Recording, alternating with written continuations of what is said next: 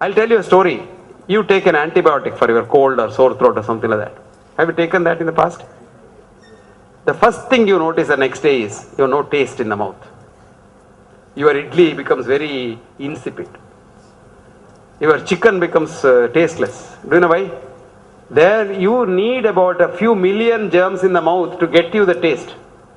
They are your friends. We live in symbiosis. We are dependent. I am dependent on the germ. Germ is dependent on me. Without me, the germ cannot survive. Without the germ, I cannot survive. Now then, what I have done? It's nothing. Mouth is nothing. We have 27 feet of gut, where you have billions of germs which are absolutely necessary for you. You kill them. A few of them you kill. So next day, after taking antibiotics, see the consistency of stool in the morning. Totally different. Some people get constipated, some people get diarrhea. It's totally different because the normal processing cannot go on without the germs. That is not all. I am not worried about that. Your whole immune system's head office. Peter's head office is in Chennai, though he works even in London and Timbuktu, and the other day he was in some other place. The head office of our immune system is in the gut, between the mouth and the anus. And you are knocking off the head office, and your immune system falls each time you take an antibiotic. Can you believe that? Inviting all kinds of diseases, from common cold to cancer. And it will take an ordinary course of time, 2 to 3 weeks for you to regain your appetite after stopping the antibiotic, to get back your original consistency of the stool, and to feel well.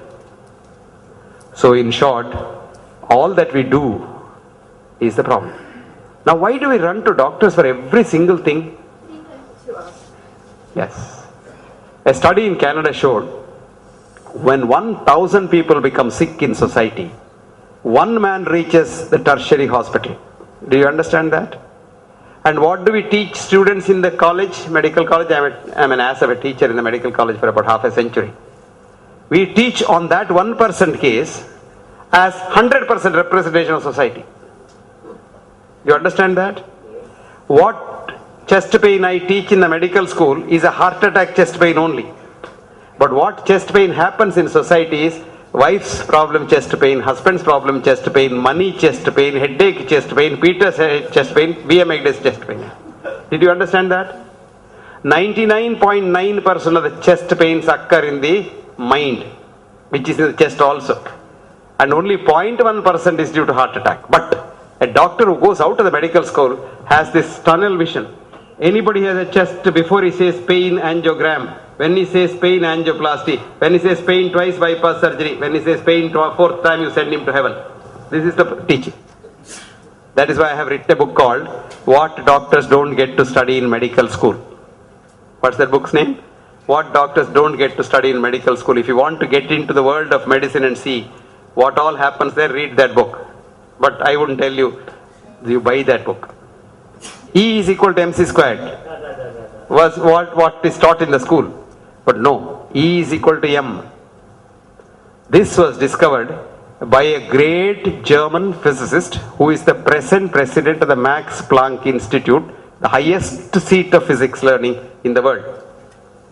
I have left India. I'll come back to that. My friend at the... This man's name is Hans Peter Dior. H-A-N-S. Peter is Peter, our Peter. Peter is everywhere. Dior, D-U-E-R-R. That's a German spelling. Peter is like mind. Peter is like mind, everywhere. Peter is like mind. Peter is like mind. Hans is the present president of the Max Planck Institute. He was a colleague of Albert Einstein. He was a colleague of Werner Heisenberg. He was a colleague of Niels Bohr. He was a colleague of all those great names in physics. But he is now 84. Still very healthy, upright. 6 feet, 3 inches tall. Can't speak English well. We were lecturing recently in San Diego. He was lecturing on physics. I was lecturing on the wrong science of medicine in San Diego, which was a nice meeting. And Peter was speaking before me. He said, E is equal to M.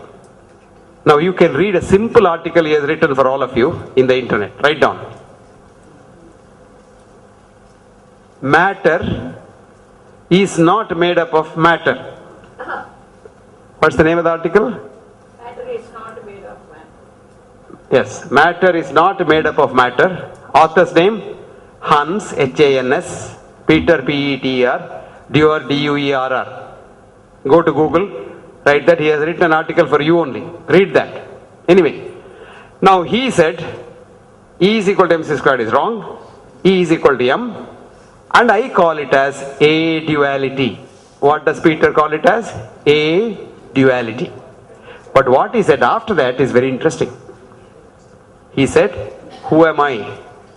I am not even a small speck of dust in front of the great Indian seers who thousands of years ago called it as Advaita. And he quotes, that's the interesting part. I was ashamed sitting there on the days with him. He says, Bahirantas Chabhutanam. It is inside and outside of everything. Charam Acharamevacha. It constantly moves but looks immobile. You and I look solid, but there is nothing solid about you. You and I are bundles of jumping leptoquarks. Sukshmavatet avijnayam. It is so subtle that no science, no scope, endoscope, telescope, microscope, nothing of that can see it. Avijnayam. It is beyond science. Very interesting. Durastam. For those who don't know. Cha, Aniketa cha. Those you know, it is inside you. Tat, he said. Tat, that. Leptoquark. Beautiful. Fantastic. Who says that? Hans Peter Duer. I know. And I was really having tears in my eyes. And then he told me during dinner time, Professor Egde, come to my department next time when you are in Europe. I will show you all the Vedas, the Upanishads, and all your scriptures in my department. And I have a motto in my laboratory which says Tat Tvam Asi. German, scientist, Christian, Methodist, doesn't matter. Wisdom is the same. Jesus never said hate anybody. Prophet Muhammad said never hate anybody. Prophet Muhammad stood up when a dead body was being taken. His friend said, he's a kafir. Why do you stand up? He said, don't talk like that. I'm respecting the spirit of another human being.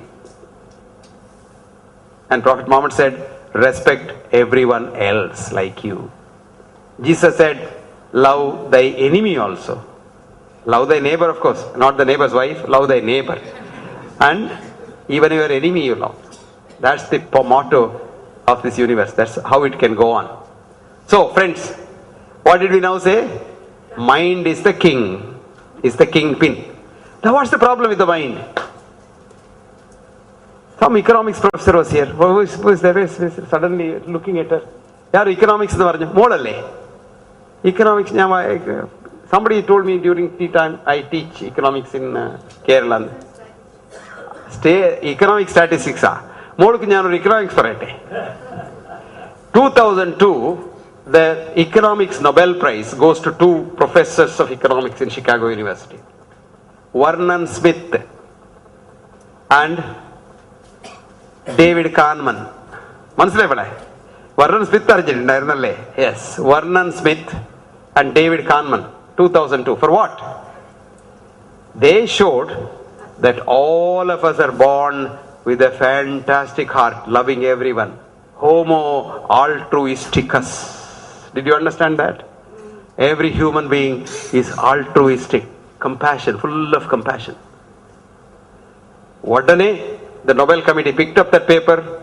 That's called dictator experiment. Now economics experiment cheyano. Nobel Prize kittilla. You must do experiment to get the Nobel Prize. But in the same department, there was a brilliant professor of economics. His name was John List. John List came from a different pedigree. To be a professor in economics in the Chicago University, your father must be a big man, you are a rich man, you come from George Bush or Kennedy or somebody like that, and you must study in the Ivy League universities, big university. You know the disadvantages of studying in these universities? Huh? Label alla. What are the disadvantages? Nice article there, write down. The disadvantages of elite education. I was telling the IIT people yesterday. The IIT, oh, they're very big people. You know. IIT. ഞാൻ IIT പോകുന്നു. ഞാൻ ordinary engineering college പോകുന്നില്ല. IIT പോകുന്നു. They have a chip on their shoulder. I said, you must be all asses coming here. Because you have got an exclusive education, you know. Microscopic minority of Indians can reach there because majority didn't have proper nutrition, no hippocampus major. They couldn't mug up as you could mug up. And you are the best muggers in the world. And that's all what you have been doing, you know. You can't think because thinking is stopped. This fellow is such a nice man. Viskovic is his name. He is a professor in the Yale University. And this man writes, do you know what? His wife left him one day. As usual. Wife is like a shirt, you know, when you don't like it, or the wife doesn't like the husband, they just go away. These days they don't even get married. Getting married is expensive. Getting divorced is more expensive. So live together, cohabit, no problem. Legalize prostitution. But then say hi and go away. Doesn't matter. But then what happened? He had to get a servant to look after the house. But the first time he realized, he could not converse with the servant because she came from a different strata of society. Ivy League, Yale University, you know, he came from a rich house, had education in private universities, came to Yale, became professor, and never realized there are poor people also. This lady's culture was different. She had nothing to eat and otherwise he won't come and work in this house. He was uncomfortable talking to her. Then he analyzed himself and found out that this kind of exclusive education makes you a useless human being. Because your mind is all primed only to get at that level and nothing more than that. And today, do you know, all Ivy League universities have lost their status in the universal education. Yale, Princeton, Harvard, none of them are in the first list. They are not even in the first 10 in the world. Because they found out that in Harvard, 47% of the professors are on the payroll of the drug companies or industries and teaching what the industry wants them to teach. And then, if you once get into the Harvard, you must be a big mugger. After that, you get only A rank because their piece is Harvard people cannot get B rank. So even if he is an ass in Harvard, he will get an A rank, and if he is not able to get an A rank, they will give him a special examination and coach him and make him get an A rank. All this has come out in the open now. So we are much better. My friend, Indian universities are much better. Okay? He is happy now. Disadvantages of elite education. Elite education. Okay. Now what were we talking about? Now, the kingpin is mind. How to keep the mind happy? What's the problem with the mind? Unlike Vernon Smith and David Kahneman, thinking that all human beings are born with a compassion for everybody, this list fellow said, this can't be true. There's something wrong with this because he had personal experience. John was a son of a truck driver. In America, truck driving is very heavy. You know, huge juggernaut you have to drive, thousands or hundreds of miles every day because America is a huge country. And then you have to deliver the goods on time. If the goods are changed, you don't get a conductor to help you. You are alone. And John could not afford education, though he was brilliant as a child. So he told his Dad, you are driving only Monday to Friday. I will drive your truck Saturday, Sunday and collect some money and I will study in the college. Dad said, okay. So John had a girlfriend called Jennifer. So he used to take Jennifer also in the truck. So they had to drive about 250 miles. Early morning they get up at 4 o'clock, drive 250 miles a juggernaut, come to Chicago City at about 11 o'clock. Hot Chicago City in summer can be about 48 to 50 degrees centigrade.